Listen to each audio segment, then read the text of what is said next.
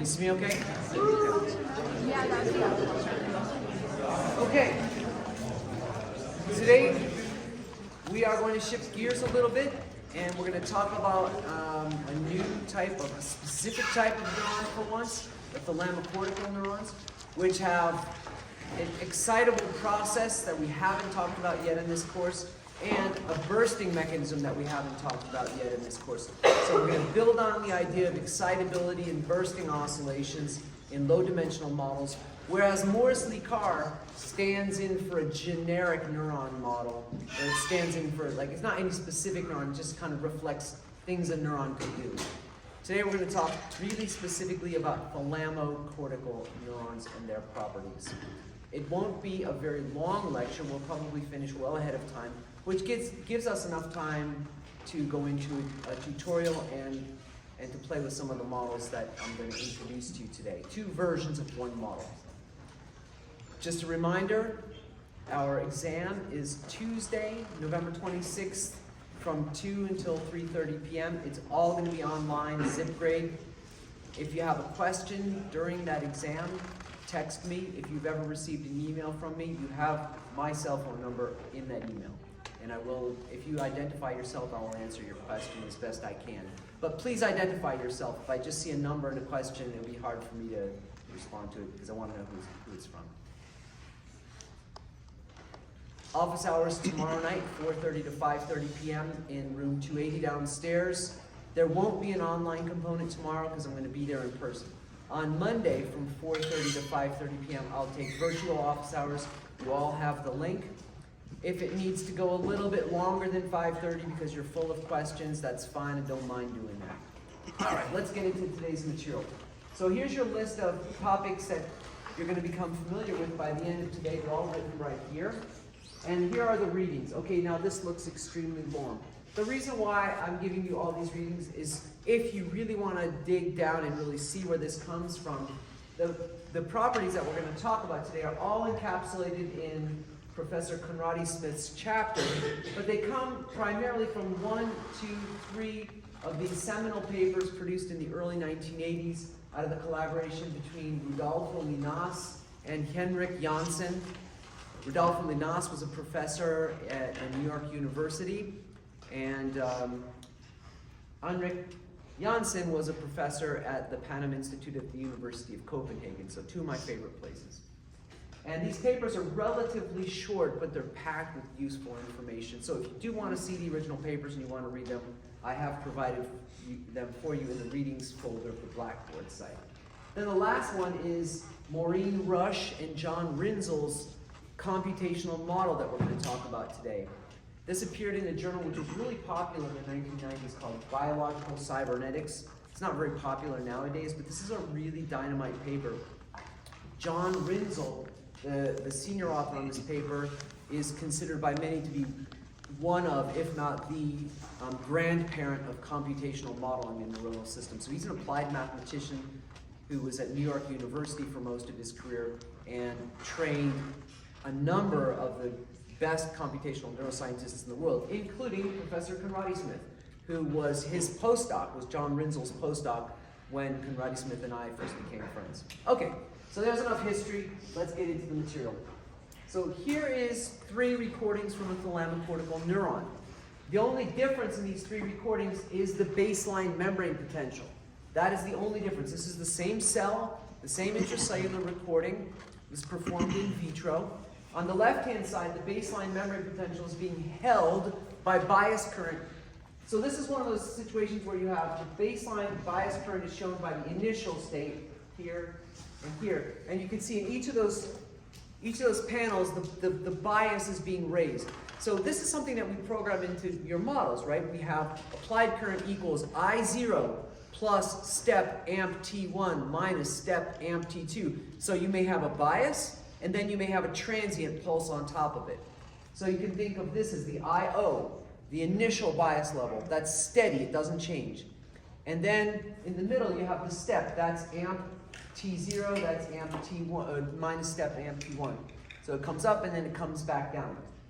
When the bias is the lowest, memory potential is about minus 70, now that pulse gives rise to this thing that we call the LTS, low threshold spike, LTS. And I stick calcium in here because it is calcium, in fact, that's mediating it. When you look at this response, you see this rather slow envelope of depolarization, and then there's two fast spikes that ride on top of it. So don't be confused. When we talk about the LTS, or the low threshold spike, we mean the calcium spike.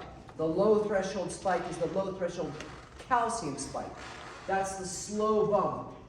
The sodium action potentials that ride on top of it are conventional sodium action potentials. So you have two things happening. You have this low threshold spike, which is really like a lump or a burst. And then sodium spikes can ride on top of it. When you move to the middle here, the baseline memory potential comes up about maybe 15 millivolts, up to about minus 55 millivolts.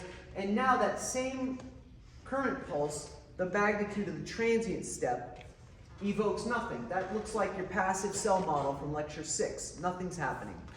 The pulse isn't large enough to evoke any sodium action potentials, and something has happened that the low threshold spike, that big lumpy thing, doesn't exist anymore. We'll find out what happens, but it doesn't exist anymore. From minus 70, you have this big lump, the low threshold spike. You don't have it here. Okay, raise the bias up a little bit more, give the same pulse, and now we have 1, 2, 3, 4, 5, 6 action potentials that ride on top of that depolarization. So now we've just raised the memory potential up a little bit more. Now it's like maybe minus 45, minus 50. And now suddenly it's close enough to threshold that that current stimulus evokes spikes. So what's happening? These are conventional sodium spikes. That's the low threshold spike. So what's happening here? Let's explore it in a little more detail. There is minus 61, and a current pulse evokes a low threshold spike. Remember, what I'm talking about when I say low threshold spike or LTS is that lumpy thing, not the sodium action potential that rides atop of it. That's just along for the ride. So there's your low threshold spike from minus 61. Is it robust? I don't know. It's there, though. Maybe it's not that robust, but it's still there. Now, when the investigators depolarize the membrane potential a little bit more with bias, but then provide a hyperpolarizing current pulse, the memory potential dips way down. Then the current pulse ends, and the memory potential cruises up, and then we get a very robust LTS, or low threshold spike, upon which 4 action potentials ride. So this one, panel B, is more robust than in A. So are you beginning to see what's happening here? There is an inward current that is being de-inactivated by low membrane potential. The current, the underlying intrinsic current that gives rise to the low threshold spike, is de-inactivated by hyperpolarization. That's why it's more robust after this dip down in memory potential, because that memory potential hyperpolarization de-inactivated the current, which then subsequently gives rise to that burst. And then that makes perfect sense, because then when you look at panel C, the memory potential has been biased up, it's been depolarized even more, and now you just have these conventional spikes discharging at a very low frequency. So whatever gives rise to that low threshold spike, it's somewhat available from 60, much more available by being hyperpolarized well down below 60, and then it's no longer available when we just leave the baseline memory potential up near like 50. Everybody see what's going on? So we have a low threshold spike. So same experiment, except now we are in a sodium-free. Do you know what the term ringer is? A ringer solution? Yeah. A ringer solution just means a bathing solution. If you have a explant of the brain in a dish and making a recording from it, the solution upon which it thrives is called a ringer solution, because some dead guy with the name Ringer invented it. Anyway, it just means it's the bathing solution. So this is a sodium-free ringer, and what do you notice? You notice that spike is gone, but you still have the lump.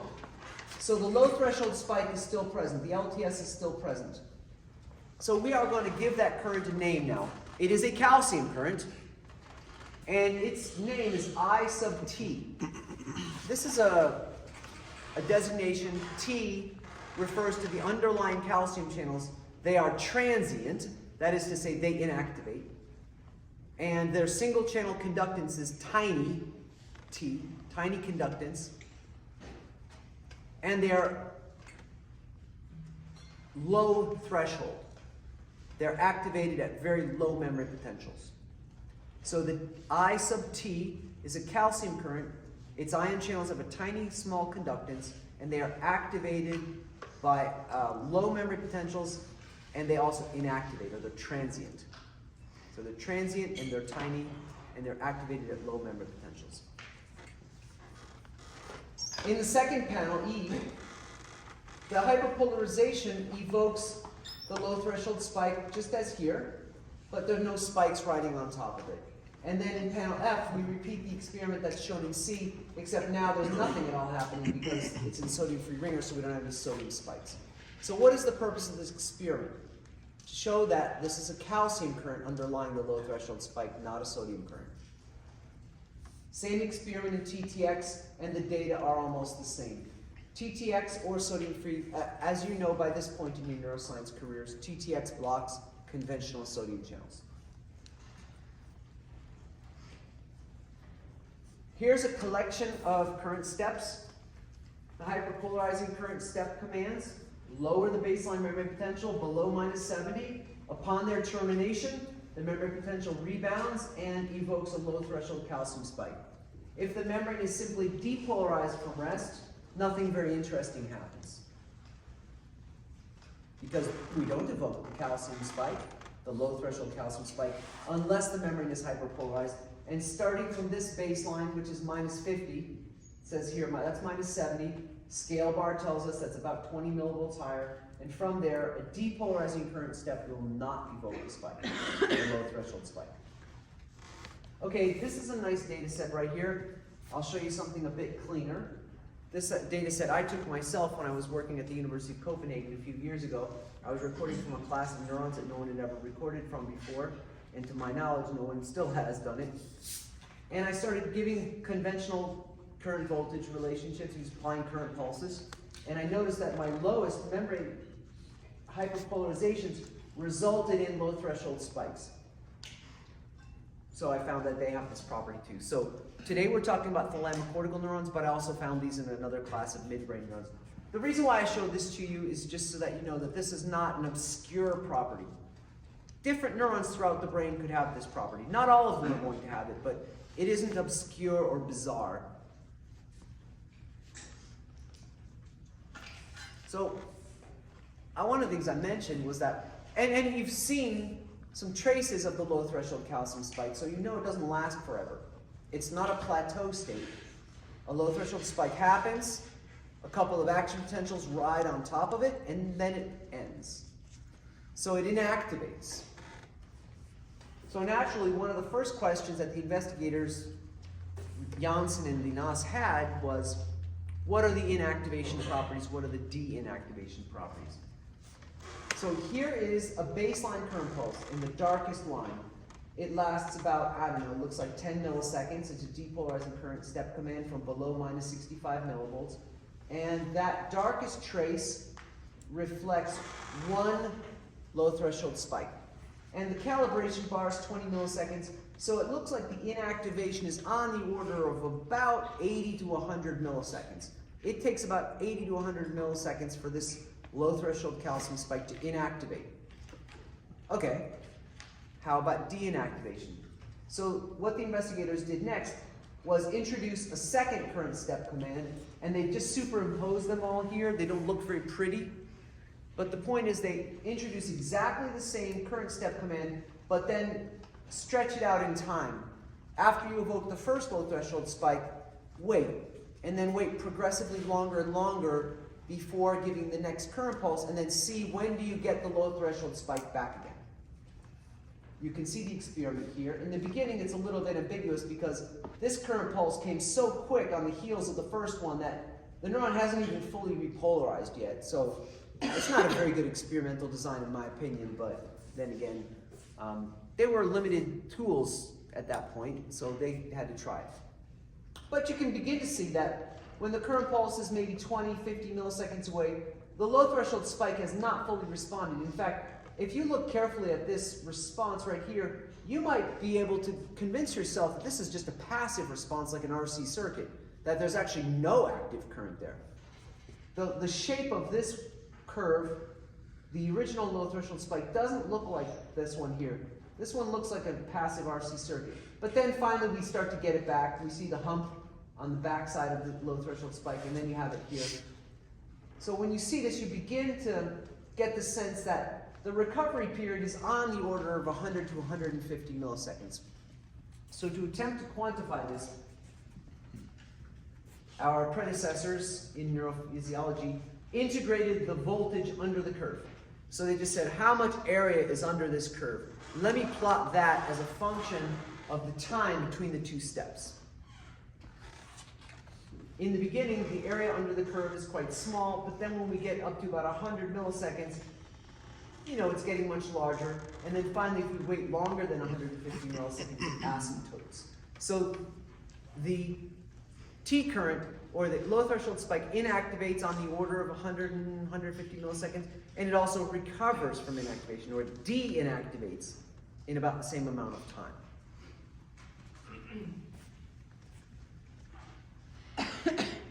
This is a cleaner version of the same experiment.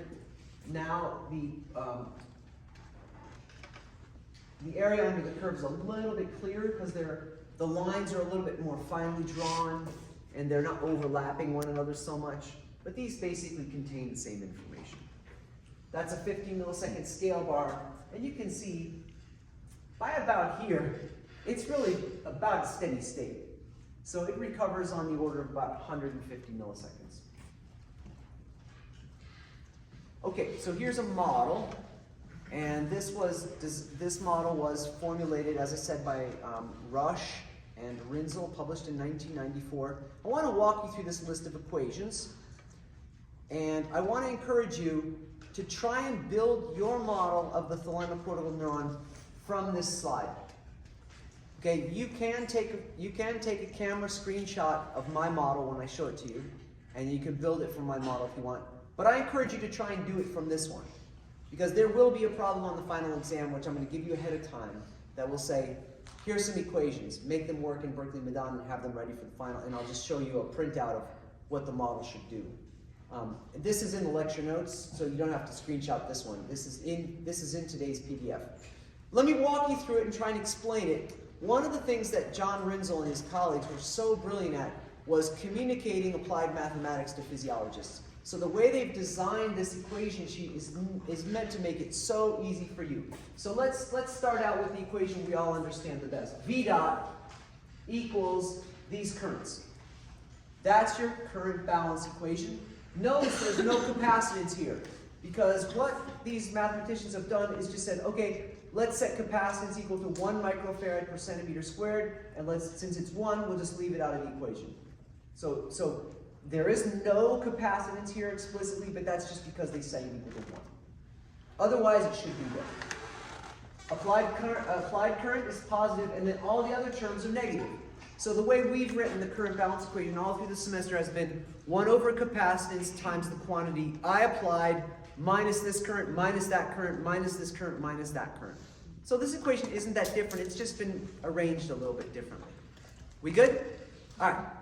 So now you only have 3 terms, IT, and IT is a function of V and H, voltage and H.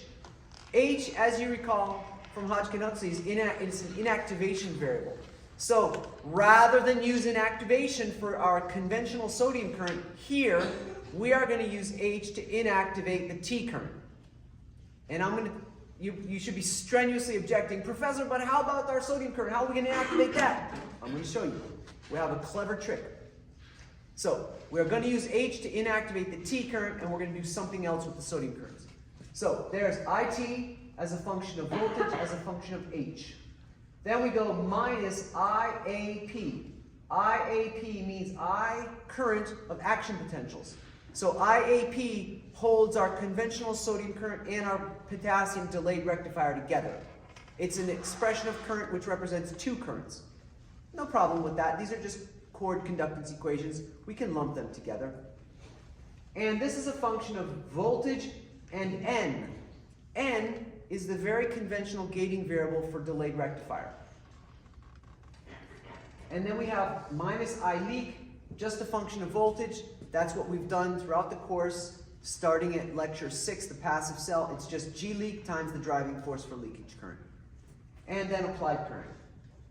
So then we go to the gating function, or the ODE for N.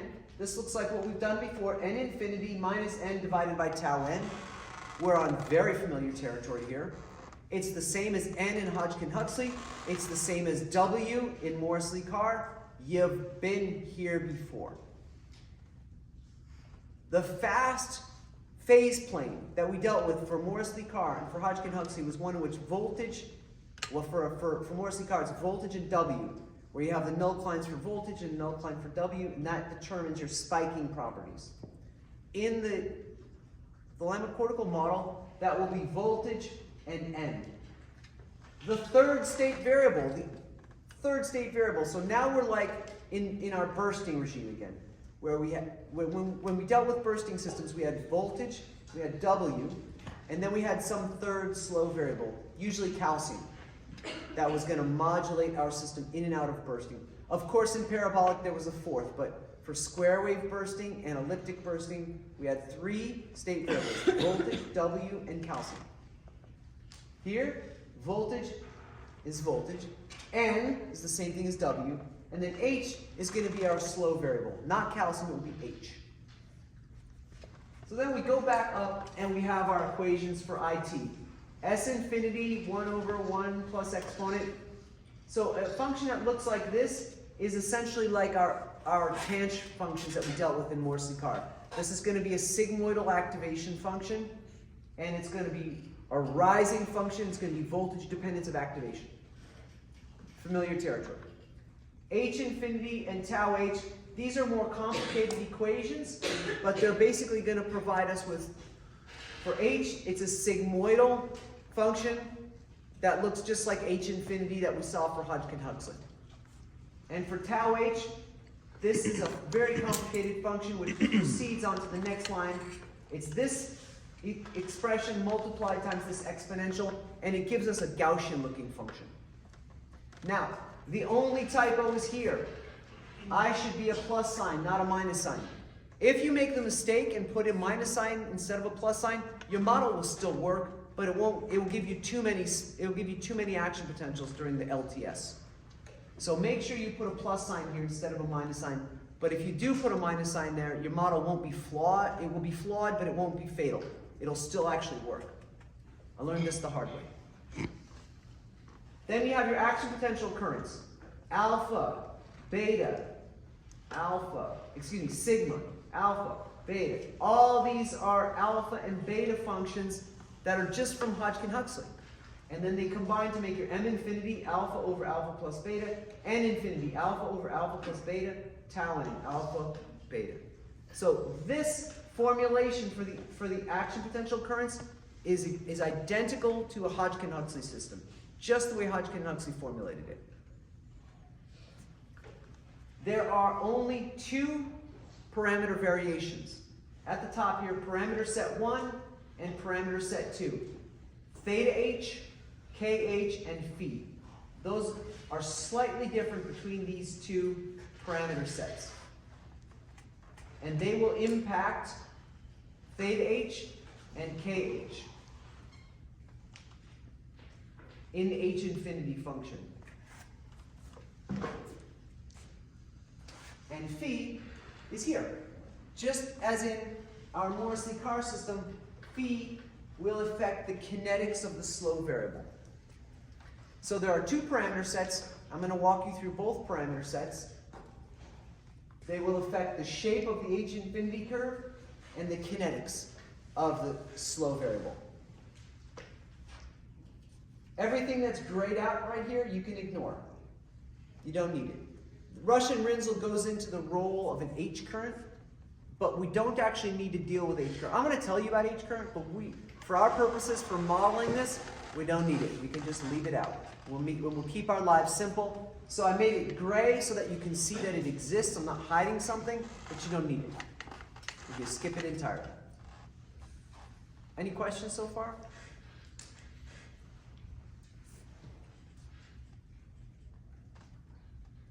Okay, so we'll do a little bit of work with the system, and then we'll take a little break, and then we'll come back and finish it up. So when we analyze this system, the first thing we'll do is talk about how to get a low threshold spike. This is the one where our investigators are holding at a baseline membrane potential, then they're hyperpolarizing the membrane, and then releasing the hyperpolarization, and it has one low threshold spike and comes back to rest. So this is the one where we have like a transient hyperpolarization, evoke one LTS, come to rest. We're going to analyze this system as we have our bursting systems, where we are going to put solutions to the voltage on the left-hand axis. So these are voltage solutions, and we're going to put our slow variable, H, on the x-axis. So what prepared you for this was looking at the solutions of the Morsley-Carr model in the type 1 regime with phi high, phi is 0.23, and we developed that solution structure where we had a saddle node bifurcation, a show bifurcation, and we understood the solutions of the model, and then we introduced a slow variable that would take it through the solution structure on a hysteresis loop to get square wave bursting. That's what we're about to do now. But in this case, our slow variable is not calcium, nor is it Z, it is H. So this picture right here, an S-shaped curve, is similar to the one we saw in Morsley-Carr, but the parameter is not I applied or calcium or Z, it is H. The second no climb, shown here, is H. So the intersection is a stable equilibrium point. So this would be like the resting state of the Morsley-Carr model with the type 1 parameters and phi of 0.23. The H null climb intersects the steady state voltage curve at a single point, and it is stable and it sits there. To the right-hand side, we have a set of oscillatory solutions. The minimum of this action potential intersects a saddle point here. This would be a SNCC. But for the moment, don't even worry about that. Don't even think about it. We have a stable equilibrium point here. When you look at this structure, you understand what you're looking at. If you don't, please ask your question now. This is meant to be similar to, not identical, but similar to what we dealt with, Morsley-Carr, type 1, phi of 0.23. Is there anything in the picture you don't recognize right now?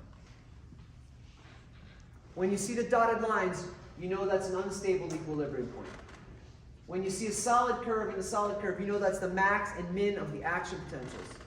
When you see this dotted line here, that's the maximum and minimum of unstable oscillations, unstable periodic orbits. This solid curve is stable, steady state, depolarization block. Down here, this is baseline resting memory potential. Baseline resting memory potential, saddle point, unstable point, usually a spiral.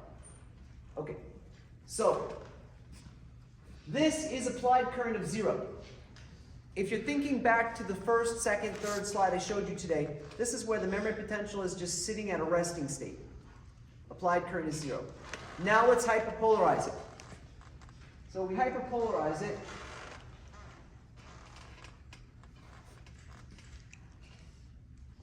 I applied is less than 0. The curve changed shape on me. You notice that, obviously. So think back to when we went from the passive cell to the bistable cell, going from like lecture 6 to lecture 10. We went from a passive cell where we only had G leak to then a cell where we had G leak plus a steady state calcium current. And our bifurcation diagram, our phase plane went from a straight line to an S-shaped curve. So what happened here was we went from a system where essentially the T current, IT, does not exist because it's completely inactivated. It's inactivated. Then, when we apply negative current, hyperpolarizing current, that current becomes active, so the shape of the curve changes because now there's a current available that wasn't available before. Conceptually, does that make sense? Like when you go from the passive cell model to the bistable cell model, you take a system that only has a leak current to now a system that has a leak current plus a calcium current. So the shape of everything changes because you have a new current available you didn't have before. So by hyperpolarizing the membrane with applied current, we have de-inactivated or added a new golf club to the set, so to speak. It didn't exist before because it was inactivated. Now it's there to be subsequently activated. But we haven't activated it yet because we're still sitting here. You see, our voltage steady-state solutions intersect with the H null client at this hyperpolarized state. The system is not doing anything special. It's still at rest. Just like we saw in the data. When the investigators hyperpolarized the membrane potential hyperpolarized. It went down. The T current de-inactivated, but it wasn't doing anything yet. So what happens? We need to turn that off. We need to turn off the current to see what happens. So in the next slide, I'll show you what happens. So we turn the current off, and the membrane potential solutions snap back to what they were before, because eventually this curve is going to change back as the IT, as the current inactivates. But we started here. So before we can get back to our rest state, we need to fly up into these oscillations, we need to spike a few times, and then settle back onto the solution at a SNC, and then go back to rest. So this represents voltage versus time. This represents what's happening in the bifurcation diagram. Voltage solutions on the y-axis, H on the x-axis. So again, let me go back to this slide one previous to it. Here's where the current is negative. And what you have to see is that when I go to the one where current is off, this bifurcation diagram is going to snap back. But you have to think about it. It will take 150 milliseconds for it to go from this position, to go from this shape back to that shape. That will slowly migrate over the course of 150 milliseconds. Because remember, slides like 5 and 6 I showed you, it takes a few hundred milliseconds for the inactivation to occur. So that curve doesn't snap back from here to here instantly. It takes a little bit of time. And the amount of time it takes is how long it takes to go up, spike, spike, spike, spike, spike, hit the SNC, go back to rest. See how it goes? Yeah? So again, there's a low threshold spike, conventional spikes right on top of it. The simulation we just did was the low threshold spike results from a post-inhibitory rebound. We hyperpolarize the membrane. Down here, the LTS de-inactivates, the T current de-inactivates. When the current pulse comes to an end, the system jumps up, we get one LTS, and then it ends. I'm going to introduce this, what does the H current do? And then we'll take a little break. So we don't need H current. I'm going to show it to you, and then we're just going to have fun thinking about it, but we don't need to model it. Do you remember what H current is? Mixed chaotic current, reversal potential about minus 30 to 40, activates by hyperpolarization. So here's a measurement of what the IH does. Memory potential minus 65. Hyperpolarized it with current pulses, and the memory potential sags back. This is the sag current. In other words, we push the memory potential down with our current pulse, and then the memory potential crawls back up, sags back up, because H current turns on. It activates with hyperpolarization, and it depolarizes the membrane up. So in the context of our low threshold spike, H current can only help the T current. Because when the membrane gets pushed down, T current de-inactivates, and then H current tries to push the membrane up and activate T current. So they work together. They're like a teamwork.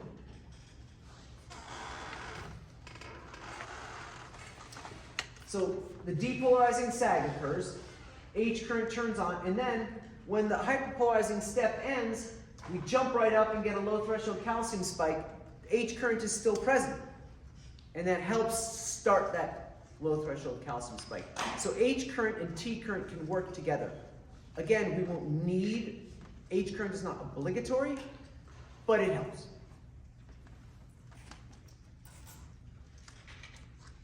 Okay, this is a good place to take a little break. What time is it? What time is it? 2:40. 2:40?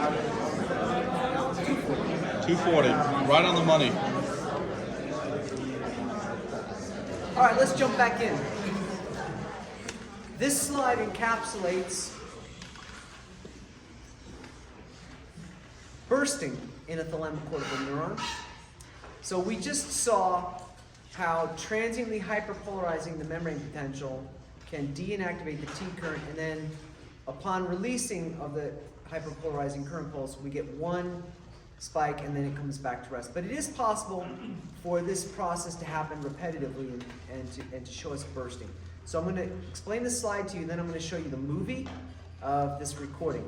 This entire sequence at the top is illustrated in a movie that lasts about 1 minute, and I'll show that to you in a moment. So there's the oscillatory mode, and this trace at the top is applied current. So when the applied current is low, that is to say the membrane potential is basically hyperpolarized, then the system exhibits repetitive low threshold calcium spikes. Then as the current drifts up, as the membrane potential is progressively depolarized, that forces the low threshold spike current, the T current, into steady state inactivation. And at that point, the membrane potential is quiet, then it just starts spiking tonically. And then when the current is hyperpolarized again, the system goes back into low threshold spike bursts. This is what they look like sped up. In the beginning, the membrane potential is low. H current activates. H current sags the membrane potential up a little bit. Sag potential comes up. And then when that happens, the T current, which has now been de-inactivated, activates. It was de-inactivated. H current turned on, sagged the membrane potential up. That activates the T current. T current kicks in, and we get a low threshold spike upon which sodium action potentials ride. But then, of course, the T current inactivates. And when that happens, T inactivates, the membrane potential comes down. I didn't say it, but the H current deactivates. Because when the membrane potential goes up, H current moves out of its activation range, it deactivates. But the T current inactivates. Do you remember the difference between deactivation and inactivation? What's deactivation? Gentlemen, I've forgotten your name, sir. Alex, what's deactivation? It's like the stimulus is out of its activation zone, so like you go to depolarization, and then since it's depolarization so you're in like a threshold of depolarization activation, and then when you get past that, the stimulus is no longer there. So the stimulus which activated the ion channel is removed, therefore the ion channel closes. So the removal of the appropriate stimulus removes the activity of the channel. What's inactivation? The channel closes even if the stimulus is still there. I'm sorry, say it again. The channel closes even if the stimulus is still there. Yes, that was so concise that I had to hear it twice. The channel closes even though the stimulus is still there. Yeah, great. Awesome job. You guys are on track for perfect scores. So this is a nice explanation. The membrane potential hyperpolarizes. H current activates. Then during this portion, removal of IT inactivation. This means removal of inactivation or de-inactivation. So de-inactivation of the T current. H activates, T activates, H deactivates, T inactivates. I know when I say it, it sounds terrible, but when you look at the picture, it makes a lot of sense. All right, let's go to, let's see if I can go. So now perhaps this figure makes a little bit more sense. You've seen this movie, and it wasn't difficult. I typed in thalamocortical LTS movie, and I got there in one click after that. Any questions about this? Moving on? Okay. So this is just another more detailed version of what I've shown you before. This is the same equations that I showed earlier, and I've highlighted the two parameter sets, and I've emphasized again that this is a typo. It should be a plus sign, not a minus sign. So the difference between these two parameter sets will determine whether we have a single low threshold spike that comes back to rest or whether we have low threshold spike bursting.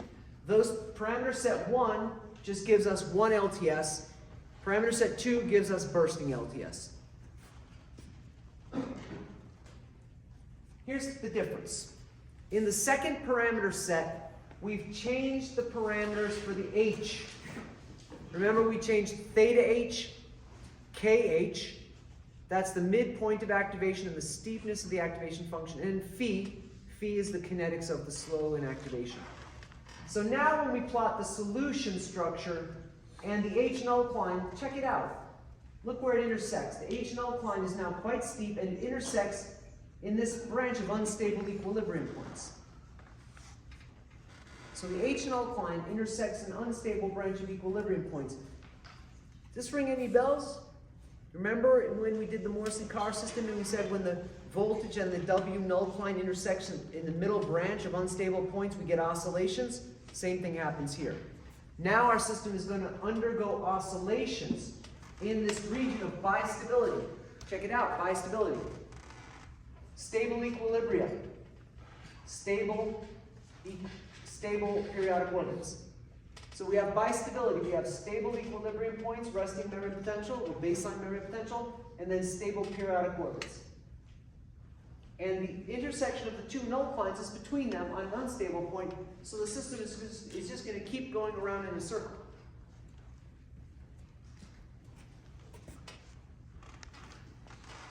That's what I was going for. I was talking to one of your colleagues in the, what are we talking about? Yeah. This is why I showed that, because in the Morrissey-Carr system, when these two nullclines intersect in the middle branch, we have oscillations. When the solution structure of the nullcline intersects in the middle branch, we're going to have oscillations. And that's what it looks like. So the system begins on its low branch, and it's below the H nullcline, so it moves to the right, goes off the saddle node,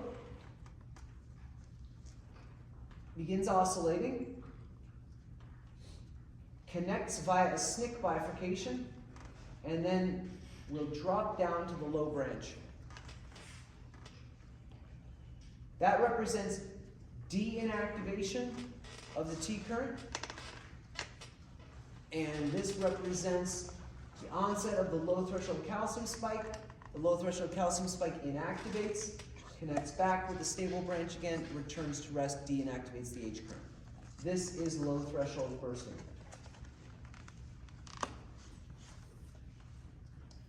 So here's the Russian Rinzel model, and I've actually clipped these diagrams directly from the model. This will be our penultimate slide for the lecture, and then I'll go to the demo. We'll go in this direction, 1, 2, 3, and 4. So 1, this represents simply a low threshold calcium spike. This is parameter set 1. The system is at rest. I've outlined the nullclines in blue for H and orange for the voltage solutions. We're at rest. The applied current is 0. Applied current is 0. Then, applied current is less than 0. So applied current from 0 to -3, and you can see the solution structure is changing. As the current gets more and more negative, the solution structure changes because we de-inactivate more of the T current. As the current gets more and more negative, more and more of the T current de-inactivates. But the nullcline always intersects on that stable lower branch. See that nullcline is kind of shallow, and it always intersects here on the stable branch. So the system will just remain at a resting state. Of course, that resting state gets more and more hyperpolarized, but it's not doing anything fancy yet. But the current is deactivated. So there's our applied current less than 0. Now, pop up to 3. This is where we release the current. And now the system begins at this initial state, because remember, we were just here. So now when we go back to current of 0, we start here, fly up, give some spikes, and then go back down to steady state. That's the low threshold spike. That's what we're going to simulate with parameter set 1. With parameter set 2, look at the blue curve. It has a much steeper middle section, and the midpoint has been raised up a little bit. So now it intersects the voltage structure right in the middle of that branch of unstable points. Now in this regime, the solution, which is outlined in yellow or mustard, it goes up, we get some spikes. That is the low threshold spike. It inactivates, connects to the SNCC, drops down, T current deactivates, and the process repeats ad nauseum. You can see why adding an H current would help, because once the system drops down to the low point here, all H current would do is turn on and start depolarizing again. And then once the low threshold spike begins, H current would say, my job's done, I'm deactivating. Call me later. In order for this regime to work, there must be a steady applied current of -1 or 1.1. 1.1 works very well. In other words, there needs to be a little bit of a negative bias. And what that actually represents is something I get into in lecture 19, but I'll just give you a preview. When do our thalamocortical neurons oscillate like this? When we're asleep. When we're asleep. And that sleep state is recognized by the withdrawal of serotonergic input to the thalamus. When our brains take away the serotonin, all the thalamocortical neurons hyperpolarize a little bit. And then that's what releases this bursting behavior. So in our model, we mimic the disfacilitation of serotonin by adding a little bit of a negative bias. During our waking states, serotonin drive is high, and all of our thalamocortical neurons are depolarized in that like tonic state where they can discharge action potentials. But in sleep, the withdrawal of serotonin hyperpolarizes, and then they start bursting. We will delve into that in lecture 19. Today I want you to see the dynamics of a low threshold spike and low threshold spike bursting. So there's your 5 take-home messages. I would pivot to the demo now, but if there are any questions about the material before I go to demo, look at now. Yes, there's a question. I wanted to go back to the slide before. I was just a little confused Can we keep it quiet because I can't hear otherwise? between figure 2 and figure 4. How come 4, when you have I applied at -1.1 bursts, but nothing on figure 2 bursts? Okay, 1, 2, and 3 are the same parameter set 1. Okay. This one, 4, is parameter set 2. See, P1, P1, P1, Oh, okay. and that's P2. And your eyeball will tell you right away, look at the blue curve, the blue curve, the blue curve. That's the same curve. Right. And notice here, this is -2, 2, +2. This one isn't shown. That's -1 to 1. So what you see here in P1, -1 to 1 is expanded there. So parameter set 1, parameter set 1, parameter set 1, parameter set 2, that curve is much different. Good? Yes, sir. Okay, can I go to the demo? Okay. Aiden, could you stop the